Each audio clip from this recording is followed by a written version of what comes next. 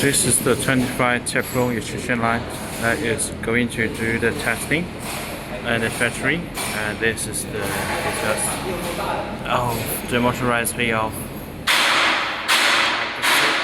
safety guard. And this is a high frequency preheater.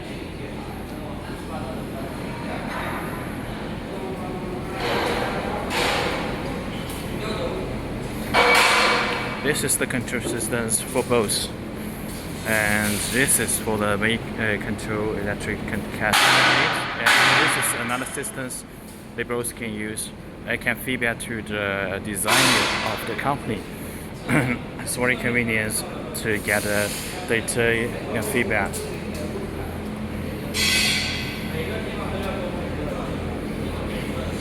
This is the battery capstan.